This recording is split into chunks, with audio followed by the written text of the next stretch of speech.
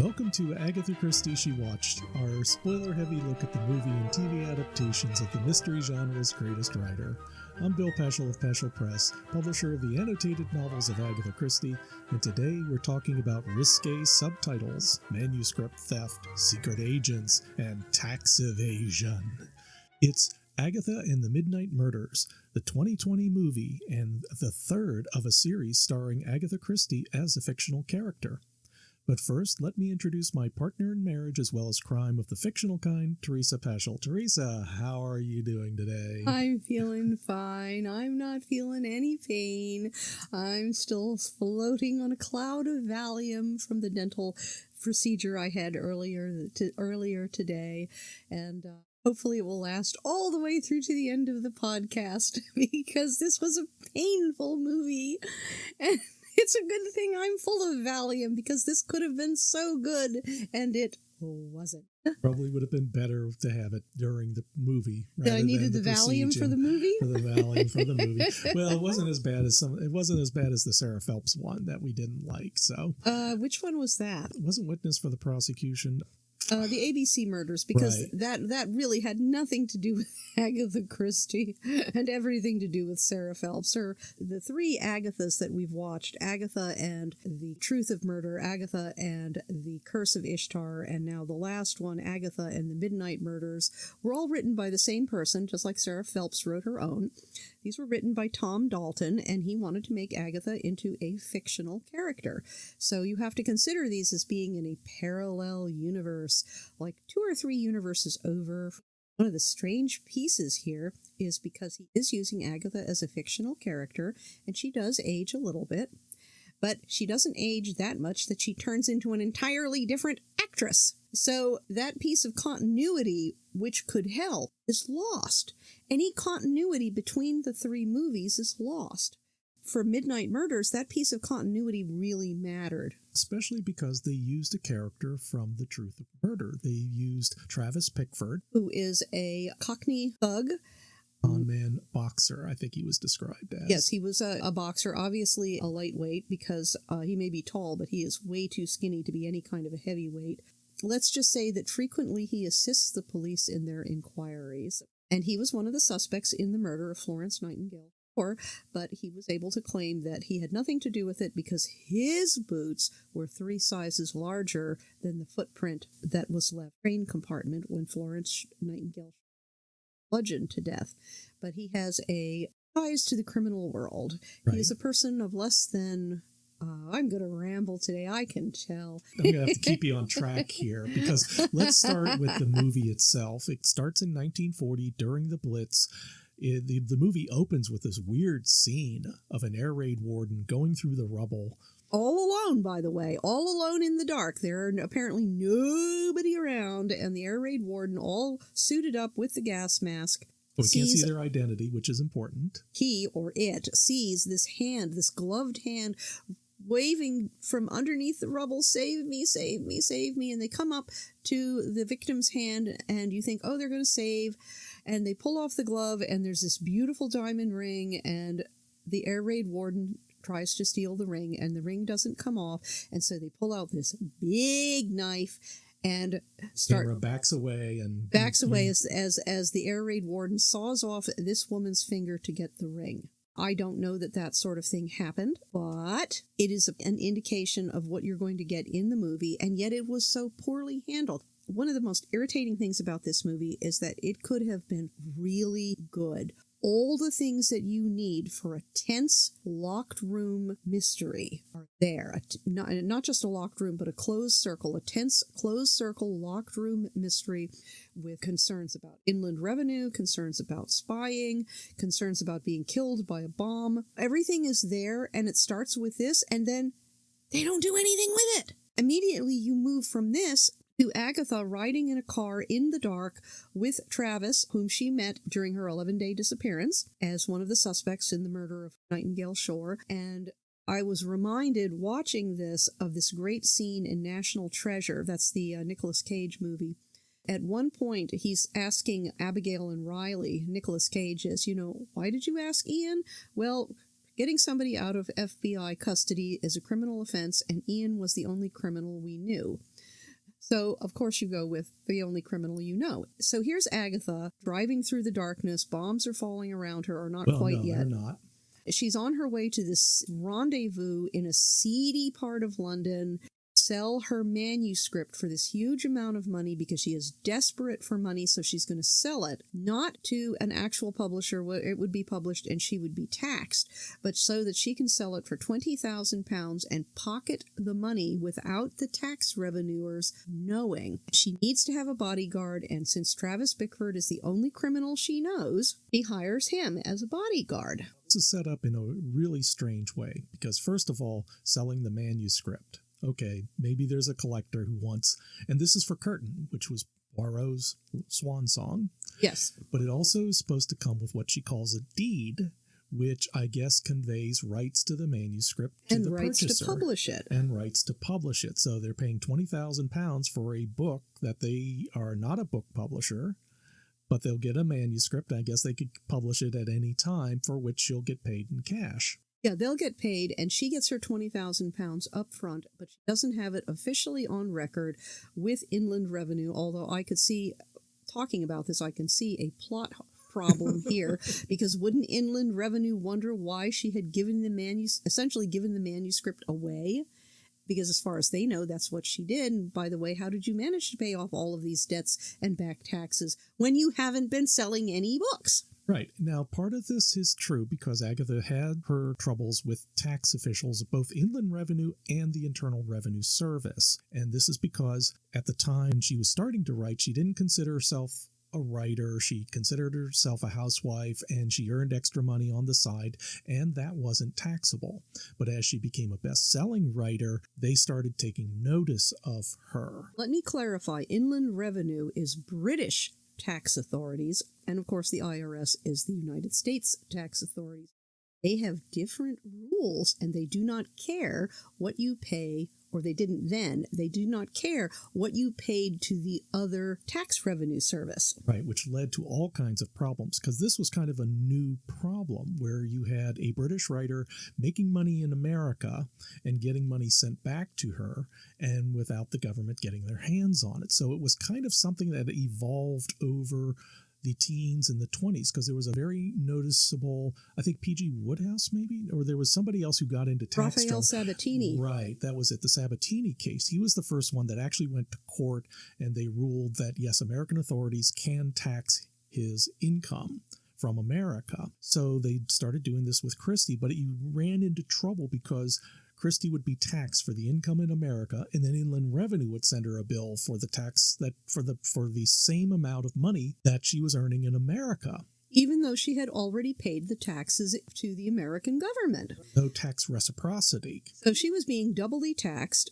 Weren't they at like a 90% tax rate by this time for her? During the war, when you get up to a certain level, yeah, the tax rate was something like 80 or 90%. This was also a case where, like right now we have the tax code, which, complicated as is, you do have rules and regulations to go by. You have guidance.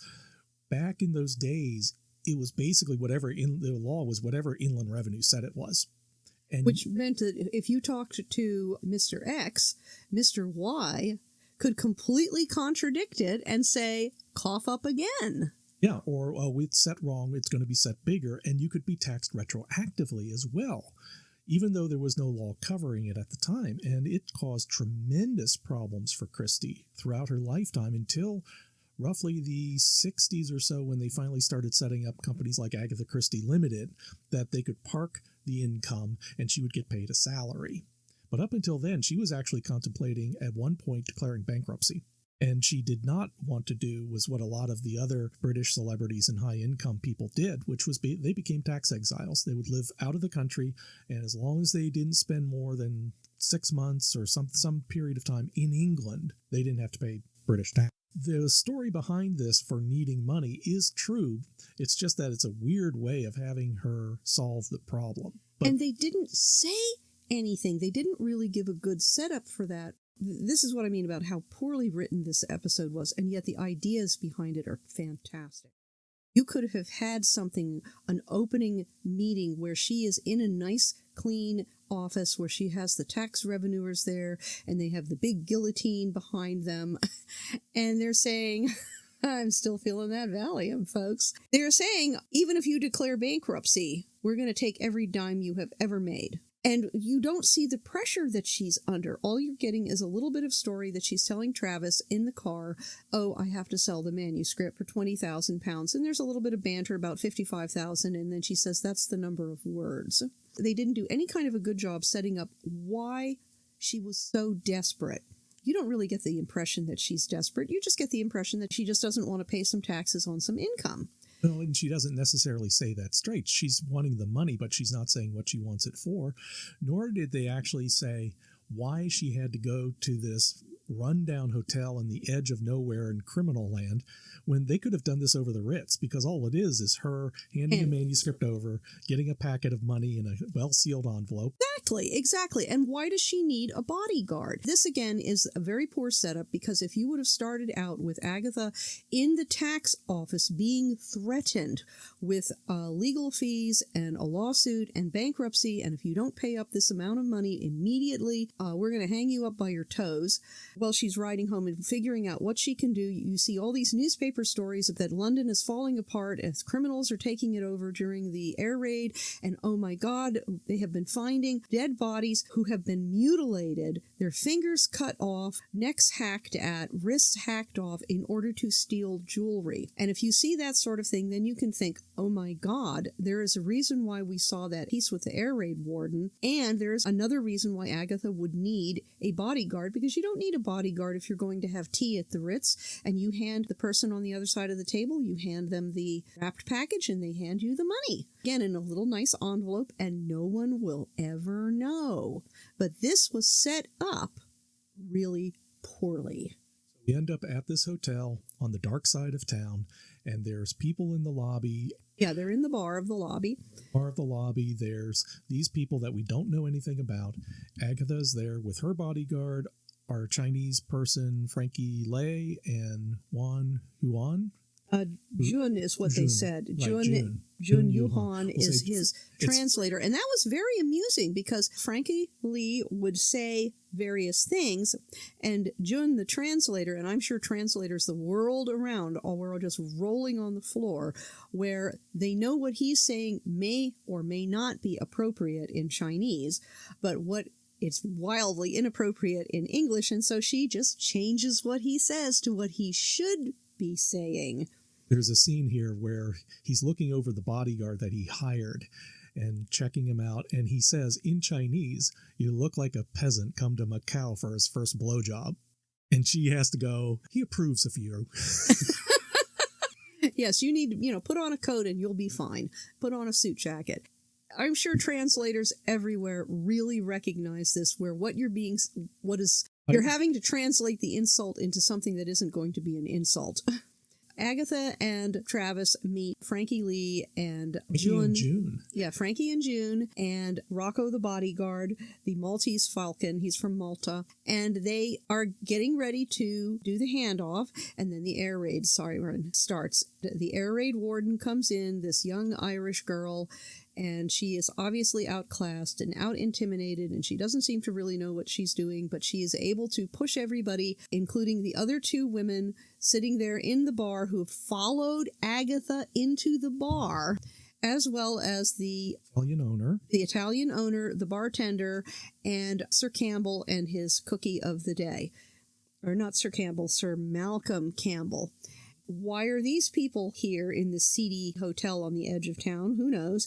And of course, when it comes down to we have to go down into the basements, into the cellars to protect ourselves from bombs, of course, the bar owner, name is Eli, he objects to going down into the basement. And why? Because apparently it is loaded with black market goods. But when you go down into the sub-basement, there are no black market goods.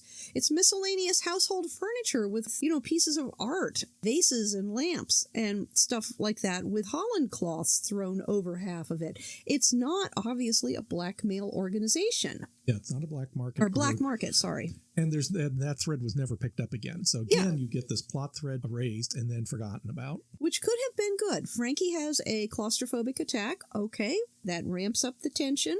He has to go into a small room. He wants a room with an outside wall. With an outside wall so he feels safe. I guess if the bombs fall, and the rubble opens up the wall, he can escape out into the falling bombs. And of course, they're hearing the air raid sirens, and they're not necessarily hearing bombs dropping. And in fact, they didn't.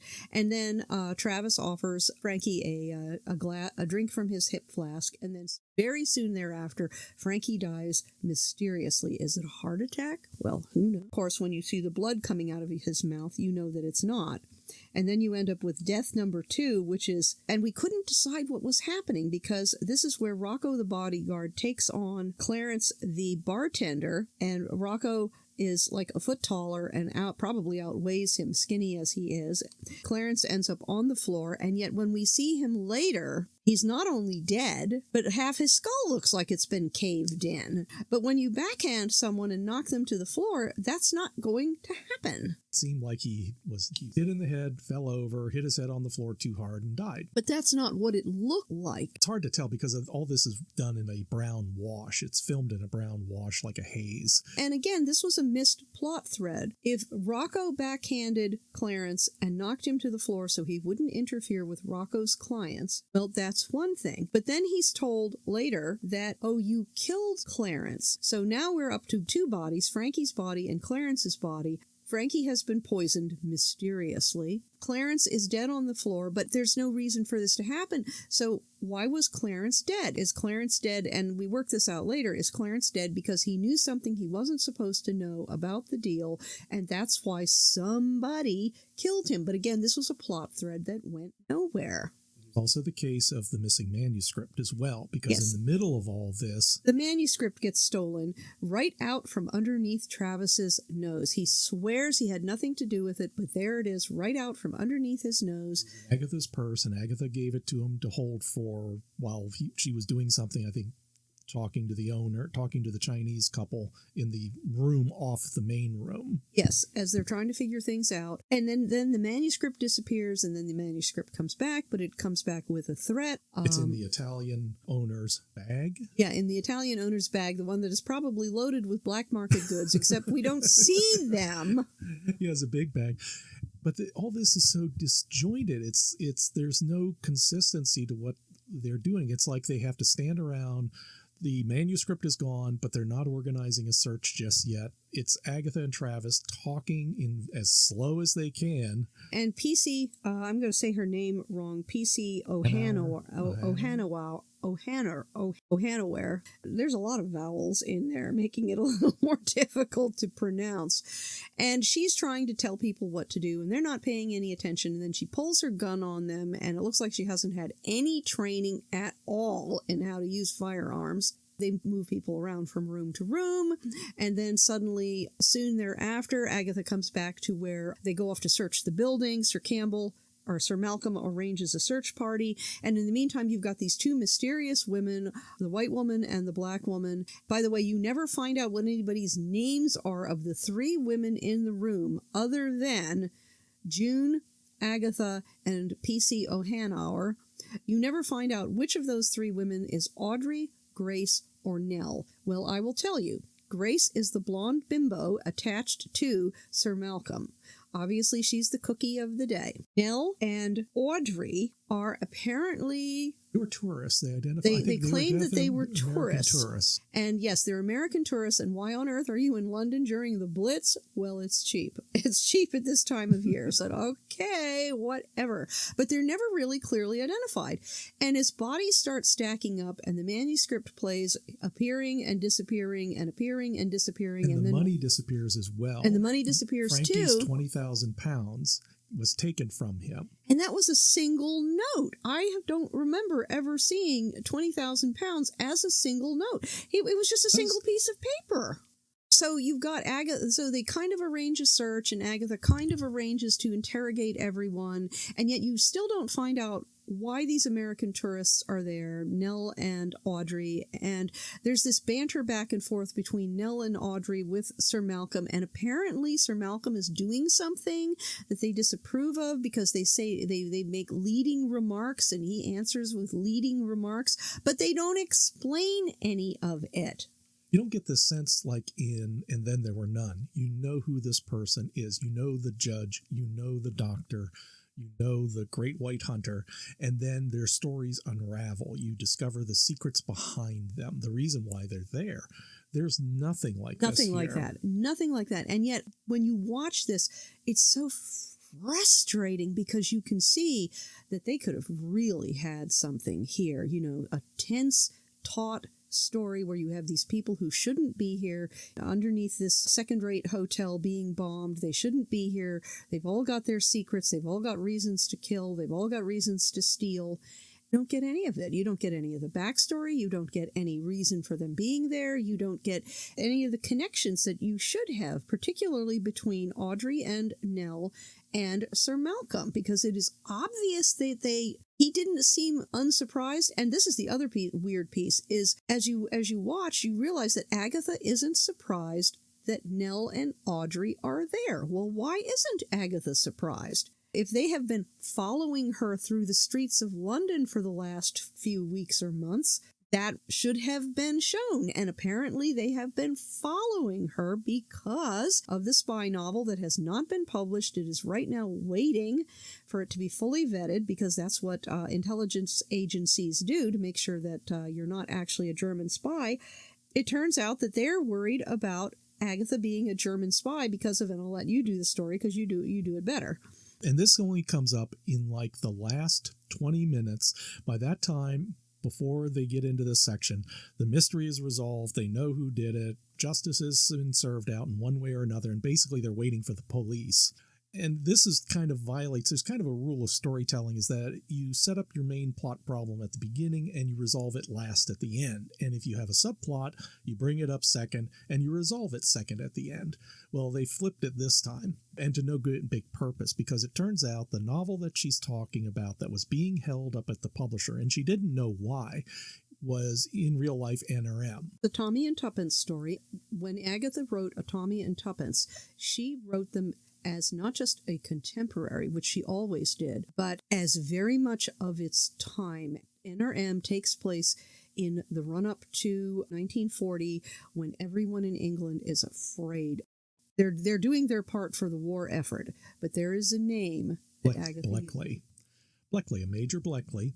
And I'll stop to a moment to just say that in Midnight Murders, they bring up the reference to Bleckley Park, and then they don't tell the audience the whole story. Well, here's the whole story, because Agatha had in the novel a character, Major Bleckley. There is a location, Bleckley Park, in which a lot of the code breaking was done in complete and utter secrecy. Nobody knew about Bleckley Park during the war. That didn't need to know. So when they come across the manuscript for NRM, and actually in real life this was after the book had been published because it didn't need to be vetted, but after they read the book and they saw this reference to this Bleckley, they said, does Agatha know about us? And what did she find out? Where is the leak? So they actually got somebody who knew Agatha, who also was part of the intelligence community, to take her to tea at the Ritz, and among the tea and the crumpets and nice talk, he said, oh, I love the novel. By the way, where did Bleckley come from? Where did you get Major Bleckley? That's so odd a name. And she told him, I was on a train and I was stopped at the station and the train was stalled and not going anywhere. And I was getting more irritated because we really wanted to go, British Rail being what it is. And I decided to use the name of the station for my character, Bleckley. Because she was so annoyed. But she was so annoyed. And then her companion from the intelligence community said, oh, more tea?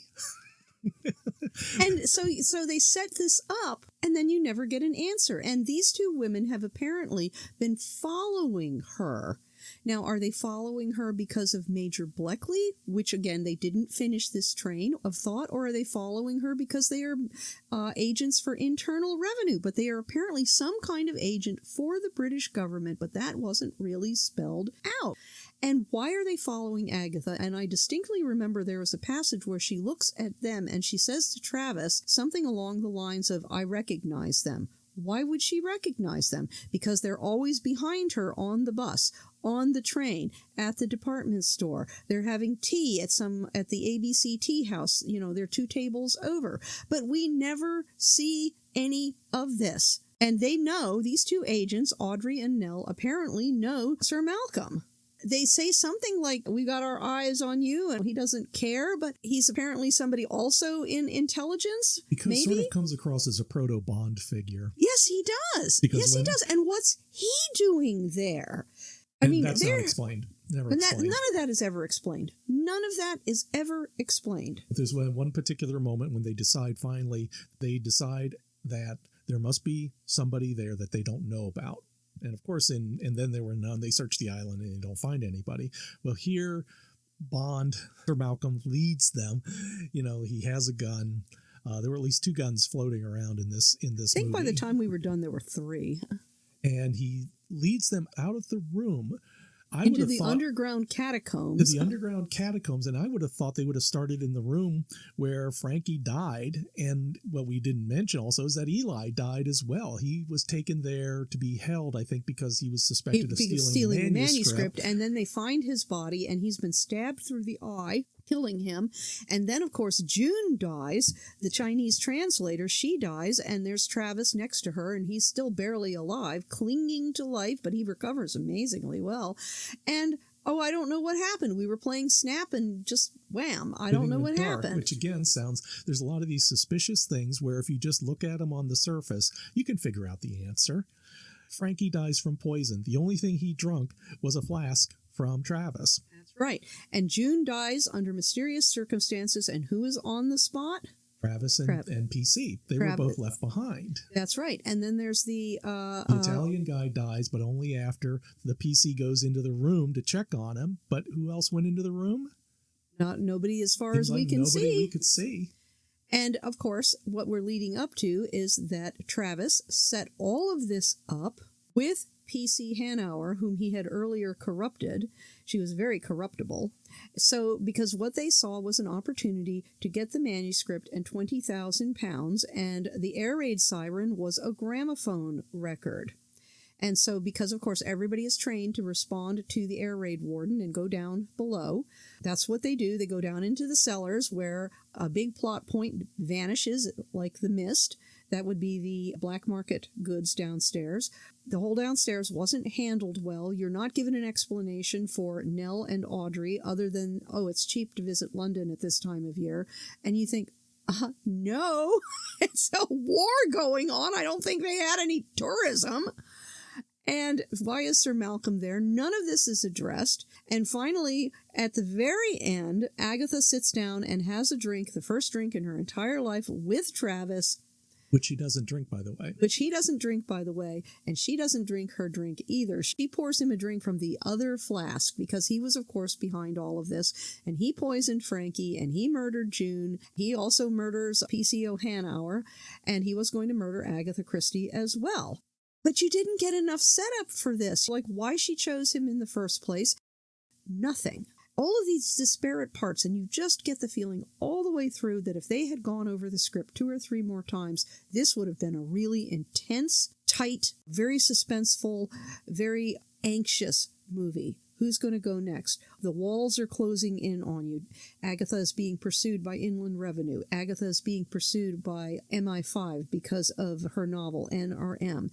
Agatha is desperate for money. Agatha needs to go and make the seedy sale to this skeevy Chinese guy because this is the only way she can get money to pay off the enormous debt that she owes without Inland Revenue finding out about it. But she's afraid to go into this area because it's well known that there are air wardens who are robbing bodies of jewelry and possibly even murdering survivors in order to get the jewelry, and you get none of this. even though I think that's what the script writer, that's what Tom Dalton had in mind, but he did a terrible job bringing it out. So out of the three, we've got one really excellent movie, The Truth of Murder, and two that were really kind of... This one was almost insulting just because it really, like you said, it could have been so much better. It could have been you can see it in there. Much better. You can see all the seeds. And one of the things that's really frustrating about this is that sometimes you will watch a movie. We saw the Phryne Fisher movie. And if you've ever seen the Phryne Fisher movie and said, oh, I'll never watch that TV show, you're making a mistake, because the TV show is really fun. But the movie was so terrible that it would have to be trashed and completely rewritten. This movie is more frustrating because you can see what a fantastic movie there is struggling to get out. It wasn't handled well, it wasn't rewritten, it wasn't made into the movie that it could have been, that you can see all the structures in place. And the lethargic direction did not help. Now, what brings up a point here is, after seeing these three movies, just how well Agatha can function in the fictional world. And she's becoming a fictional character. There's only the three movies that I know of. There's these three movies, and there's the Doctor Who episode where she is a fictional character. Well, no, there are others, because, of course, there's the Vanessa Redgrave and Dustin Hoffman Hatchet Job, where Agatha is a fictional character, and that was just truly awful. Murder by the Book, she's kind of fictionalized, but not really. There's also the documentary. A Life in Pictures. And she's kind of fictionalized in there. That's the one where you see a lot of the rolled fondant mice, and they do a really nice job with the fondant. With the fondant cake, and in that documentary, and that is not what you should be focusing on, but there you go. But I don't think there are other movie adaptations with her, but there are getting to be a lot of books. There are a lot of books. There's The Girl on the Orient Express, in which she's counseling someone else about a failing marriage, I believe. There's Murder at Mallowan Hall, which is a traditional mystery this is a fictional house, but she is there, and it's the head of the housekeepers. Yeah, Philidia or something like that. And wasn't there also Murder at Greenway? And then there was the set of three. Greenway. There was the set of three as the Agatha as the secret agent, or four. 4 books by Andrew Wilson. Yes. Which starts with a talent for murder. And those were really well written, and those took Agatha. It's Agatha in the time after her separation from Archie. And the first one takes place at the Canary Islands, which is actually where she went with Carlo and her daughter to write The Mystery of the Blue Train. What these three movies are doing is giving us a chance to start seeing Agatha as a fictional character in a parallel universe where the setup is a little bit different, the situations are a little bit different, and what does this woman do? You know, her life fell apart completely when her mother died and Archie divorced her for the cookie. But she's intelligent, she is clever, she is observant. Independent. She is independent, she has her own money, she has her own career. You know, she makes a good character. She makes a surprisingly good character. And if you can handle Max Mallowan properly, she even gets a second chance at love. I think there's a lot of gaps in her life in which you can fill with the types of stories that an author wants to use her for, whether it's a women's fiction or a spy tale or a mystery tale. You could have it be a true crime tale as well. She's very flexible in that respect, and it's more so than I can think of any other author being used in this way. I have seen a few things with Conan Doyle. I mean, Conan Doyle obviously showed up as a fictional character in Agatha and the Truth of Murder, but I don't think he has made the leap to film. He has been in books. He solved murders with Harry Houdini, I think. Yeah, there was a TV show, I think, that didn't last very long, less than a season. Now, they did 3 movies in a row, released in 2018, 2019, and 2020, and unfortunately each one got worse than the one before, and so we did not see anything in 2021, and we probably won't see anything in this Christmas of 2022. I don't know that Tom Dalton was tapped for another one, as he got worse and worse. No. So this may be all we see. No, the TV series was Houdini and Doyle, and it was 10 episodes ordered by various Fox in the U.S., ITV in the United Kingdom, and it was canceled after 10 episodes. But it was them. I think it was probably the kind of thing where it's like imagine X-Files only with Houdini and Doyle, because one of them would be the skeptic and the other is the believer. In case you're wondering, Conan Doyle would be the believer and Houdini would be the skeptic. He did magic for a living. He knew how it worked. Yep. That concludes the 3 movie series that we saw, so we'll go on to something else next time. I think we're considering moving into something completely different with Agatha Christie. It's the Japanese anime with Poirot and Miss Marple together. Agatha Christie's Great Detectives Poirot and Marple. And the first one we'll see will be End House Mystery. And how they are going to shoehorn Miss Marple into a cartoon about Poirot. Well, we'll find out, folks. Tune in again next time for the next episode of Agatha Christie She Watched. Thank you very much for listening. This is Bill Peschel. I'm Teresa, and remember, if you visit our website, peshelpress.com, you can see where we're going and what we'll be doing, and if you want to run into us at an event, that's where you'll get the information. You at the movies. Agatha Christie She Watched is Teresa Peschel and Bill Peschel, produced by Bill Peschel. Theme song, Call to Adventure by Kevin MacLeod. New episodes come out every week wherever you stream your content. If you enjoyed this podcast, you can help support us by going to anchor.fm/mystery and leaving a 5-star rating and review, and by helping to spread the word. To advertise on Mystery She Watched, email Peschel at peschelpress.com. All questions and comments can be emailed to Peschel at peschelpress.com. And thank you for listening.